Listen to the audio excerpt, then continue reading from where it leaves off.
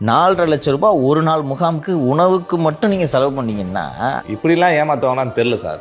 கிழக்கு தாம்பரத்தில் ஒரு பள்ளியில் வந்துட்டு நலம் காக்கும் ஸ்டாலின் முகாம் நடந்திருக்கு சார். அதில் ஒரு நாளைக்கு மட்டும் 4.51 லட்சம் செலவாயிருக்கு அப்படின்னு சொல்லிட்டு கணக்கு காட்டியிருக்காங்க சார்.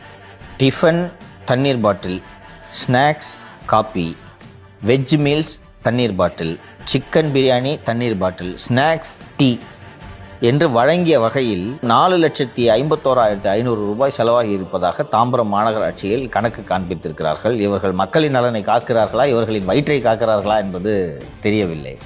4.5 லட்சம் ரூபாய் ஒரு நாள் முகாமுக்கு உணவுக்கு மட்டும் நீங்கள் செலவு பண்ணீங்கன்னா என்னையா தாஜ்லியா ஆர்டர் பண்ணீங்க ஃபுட்டு? நம்ம போய் சாப்பிட்றோமே பஃபேல, அவ்வளோ கூட இவ்வளோலாம் சாகாதுல்லப்பா. இப்படி தான் அடிக்கிறாங்க கொள்ளை. இப்போ நம்ம பேசின இந்த 2 செய்தியும் உள்ளாட்சித்துறை தொடர்பானது, 3 செய்தியும் வேலைவாய்ப்பு. அப்படிப்பட்ட கொள்ளை நடக்கிறது.